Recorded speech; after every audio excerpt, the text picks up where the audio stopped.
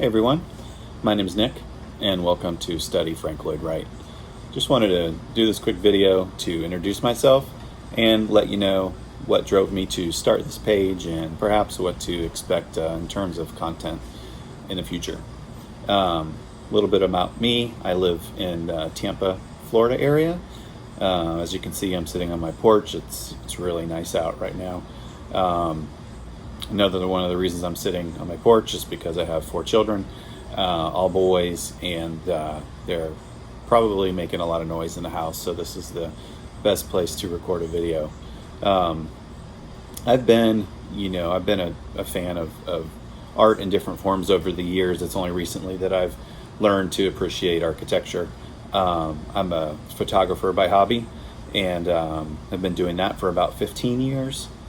Really enjoy painting, more appreciating others' painting, so I'm no good at that. And I enjoy reading. I really like Jack Kerouac, John Steinbeck, to name a few, Hemingway. Those are my favorite writers. I've always had an appreciation for the arts, and I'll apologize in advance if I seem a little awkward in front of the camera. This is not something I've ever done before, so bear with me. Wanted to talk a little bit about how I got interested in Frank Lloyd Wright. It wasn't something I set out to do or had been always meaning to do. It was something where I had a work trip that I was going to go to Buffalo. This was November of last year. So about 6 months ago, I went on a work trip to Buffalo, and I was doing a little research on things I can do while I was visiting Buffalo. And whenever I take a work trip, I always try to do that. I always try to explore the city if I've never been there before, and see some of the sights. So having never been to Buffalo, I looked up some stuff online. I knew that Niagara Falls was a place I wanted to go see, and just so happened that some of the other information I got in my Google searches was the Martin House in Buffalo that Frank built. And I decided that's what I was going to do. So I took a day, and I probably spent 3 hours at the Frank Lloyd Wright house. I took a tour. Then I also did my trip to Niagara Falls, which was great as well. Definitely a must see. It kind of had occurred to me when I was, taking the tour, or right around that time, that locally here in the Tampa area, that I had seen signs on the road for Frank Lloyd Wright, and I always assumed it was a school or something, architecture school or something along those lines. And when I did a little more research, I found out it was actually the Florida Southern College, which is the largest collection of Frank Lloyd Wright designed buildings, I believe, in the United States. So having taken the trip to Buffalo and seen the Martin House, I kind of knew at that point that this was something that I was going to want to dive into and want to learn more about the man Frank Lloyd Wright and his other work. Really, the moment I stepped into the home, I could tell there was something different about it. There was something really special that I can say I've never felt in another building before. And so I kind of started slowly but surely, doing more research. I mentioned the Florida Southern College, so shortly after my trip to Buffalo, I went to Florida Southern College, and I did just a day trip, me wandering around the campus, and then in January of this past year, I did a guided tour, and so that was really neat. We got to see the Usonian House, which has been built more recently, but was in a blueprint they found in Taliesin West.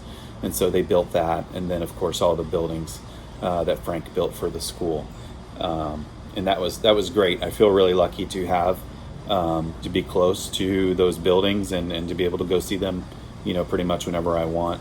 And so, with that being said, I think a lot of the content I produce in the short term to near term will be around Florida Southern College. I'm actually reading a book right now on, kind of an in-depth story into how that came to be, and talking through the building process and the negotiations with the college. And it's really interesting. It's a piece of history I've enjoyed getting to know more. I think Frank in general. He seems to be a really interesting person. Definitely not without his flaws. That again, I wanted to learn more, and I felt like, especially now being a lot of time on our hands, I'm not leaving the house very much.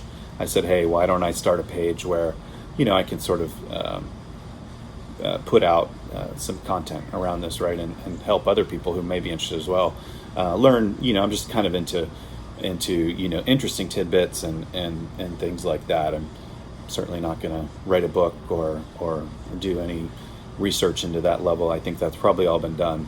But there's definitely some interesting bits that I think we can see from those books and from various websites and YouTube videos and all the online content. So that's kind of why I wanted to start it. I'm looking for just to go along this journey with people like you. In terms of content, I'm probably not the best person to be behind the camera. I may be from time to time. I wouldn't mind, if anyone has, if anyone would like to do a podcast type format where we chat, just have conversations about their experience with Frank Lloyd Wright and things that they know and want to share, I would definitely be open to that.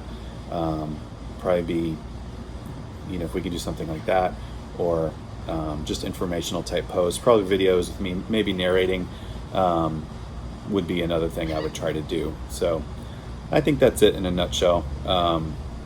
Any feedback on what you would like to see, or if you have any requests or anything like that, or would like to be a part of the page, like to help in any way, I'm definitely open to that as well. So reach out through the page if you would like to do that. So I think that's it. Thank you very much again. Thanks for liking the page. Appreciate your interest, and I hope you all follow along and we can learn something together. Thank you very much. Bye.